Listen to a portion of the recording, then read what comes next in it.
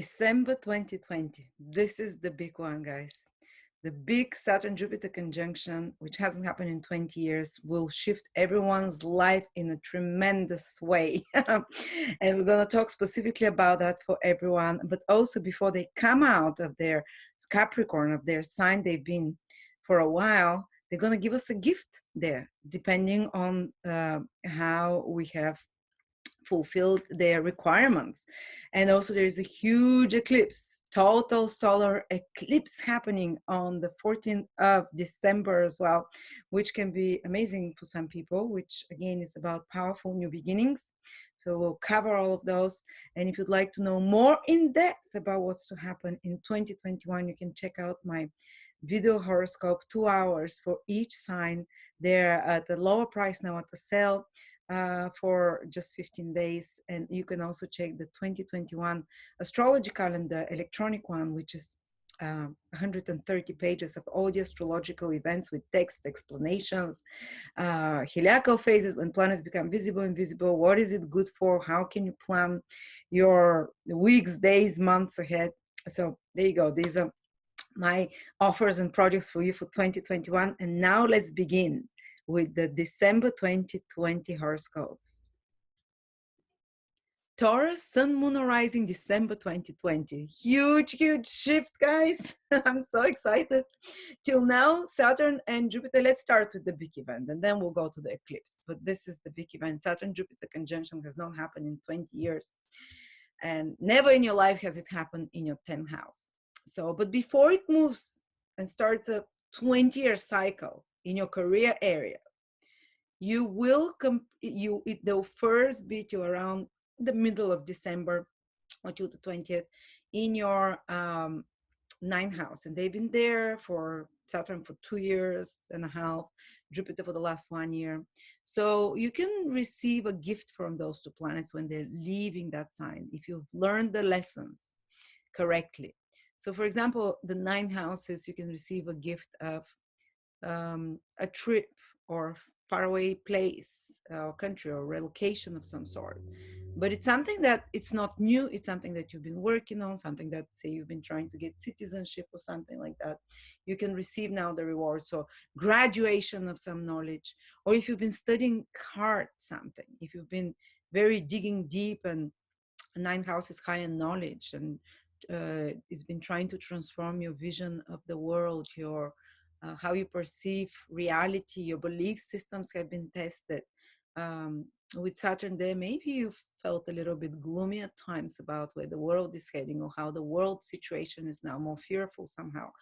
But if you've worked through those things, it can give you like a gift of some sort.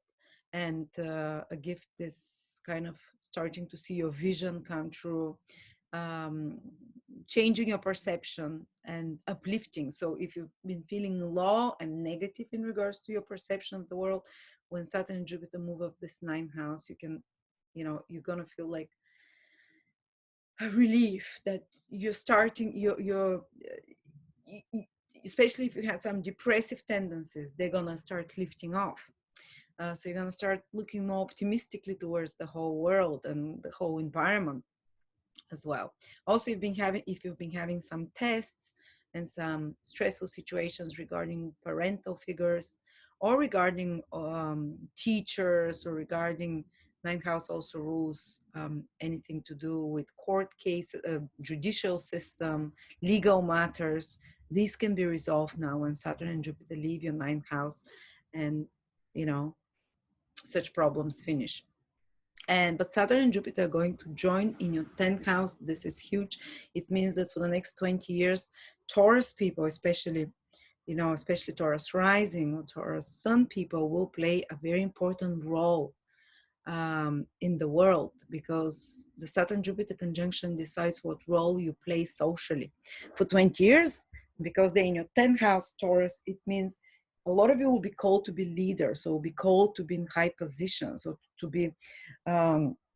be public figures. The 10th house is high up there where it's most visible, where a lot of Taurus will be called to give their most important service to the world ever. A lot of Taurus can decide to become you know, to become their own bosses, or even if it's not their own bosses, the 10th house, the house of authority, they'll be given positions of authority and supervision and surveillance over others, or guardianship over others in some way. But it's what it means on a personal level, though, is that some powerful, huge opportunity will start appearing in your life in 2021 in regards to career. They can be like a totally new direction in regards to your career.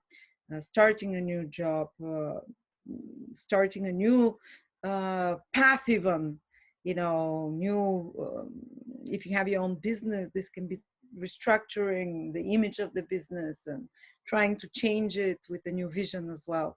All of those things are very, I think it's not going to be so easy because Saturn and Jupiter are going to square your sign. So that means you have to be very organized. You have to work very hard. You have to let go of personal life for a little bit, because all the focus is on this 10th house, which is all about what can you contribute to the world, how serious can you be, how reliable can you be in the eyes of others. So you're building your reputation, and I believe that within the next 1-2 years you'll have the biggest growth in regards to your career and your ambitions, and achieve those ambitions, but through your own personal hard works than you've ever had before in your life. But if you want to find out way more in depth, I talk about that in my 2021 videos. I don't want to make this video too long, so check them out. They're at a discount now for just 2 weeks. And we've sold, I don't know, now 10,000 already this year. So we've had just one refund or two because people bought the wrong sign. So there you go. Quite good. So as well, the other big thing that's happening is the eclipse. Taurus, and the eclipse is happening in the 8th house, and it's in the middle of the month, but you can feel it a month before that and 6 months after that. So this eclipse is about new beginnings, but first you have to let go of something because it is with the south node. And the 8th house is other people's resources, or maybe it might be support we rely on from others, from government, from partners, their partner's salary. There can be a big change in such matters happening in your life. For example, a new opportunity for a partner, for new source of income, but because it's an eclipse, it can create some stress and crisis at the beginning. But again, the ultimate goal of this eclipse is to bring new opportunities there, or opportunity for a loan or a bank or mortgage of some sort, where you borrow money from others, for example. But you might have to let go first of some other resources that you're dependent on from others. For example, 8th house is clients' money, so you might have to lose a few clients and let go of a few clients so you can make space, and the universe will bring you other resources from others, like clients' money or whatever, investments that you actually were not expecting, and they can be on a big scale as well. 8th house is also the house of secrets, so eclipse there can be some surprising news that comes, and it is with Mercury. It's the planet of information. There can be some quite surprising information and news that kind of shocks you, changes your plans for a little bit, a secret that comes to the surface. That will have a very transformational and psychologically deep influence on you. 8th house is also about purging. It's about transforming poisonous feelings and emotions that are stagnated in our body. And this eclipse is like a gateway, and it's very close to the sting of the scorpion. Even though it's in the tropical sign of Sagittarius, the sting of the scorpion is about poisons, and the 8th house is about poison. So it's almost like you can go through some event that depoisons you. Or is it like it purges you, it psychologically, emotionally, you might even feel emotionally, physically sick, like sometimes when you're purging emotionally, or if you're having some big psychological breakthrough through some traumatic event, you know. But of course, the eclipse can bring this traumatic event to the surface, something even from the past, because the South Node rules the past. Maybe you were raped and killed in a past lifetime, and you can have some disturbing experience psychologically to remind you of that, and you get even violently sick and throw up, and then you feel like brand new, and suddenly you, if you had the phobia of going out at night on your own, it disappears because you've purged that psychological, emotional connection from a past lifetime or early childhood, some trauma that has happened. So this eclipse opens the door for healing there, for removing of poisons. Of course, the process itself might not be super smooth, but it also, because it's with the South Node, it lets you excrete. The South Node is the tail of the dragon, lets you excrete those poisonous psychological debris and rubbish from you, and feel like a brand new person, like cut cords with something, for example. That's another you know, way to depict it. All right, so interesting. Very interesting. Plus, what else do we have? Venus is in it's in the 7th house, so you can receive support from others for till the middle of the month, and then it moves again into your 8th house as well. But relationships can be quite supportive if I'm going on a date, or some of you might even meet a loved one or spend time with loved ones.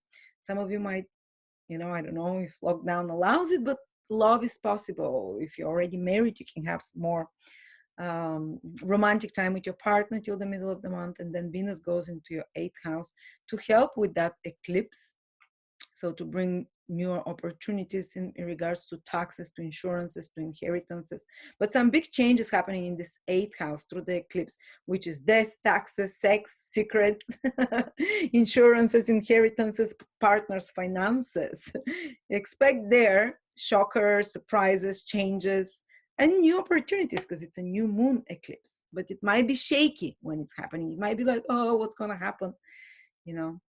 Anyway, there you go, Taurus. If big news, I don't want to make this video too big, but if you want to find out more in depth what 2021 in particular will bring to you, we go very deep there, month by month. Check out my 2021 videos. Thank you.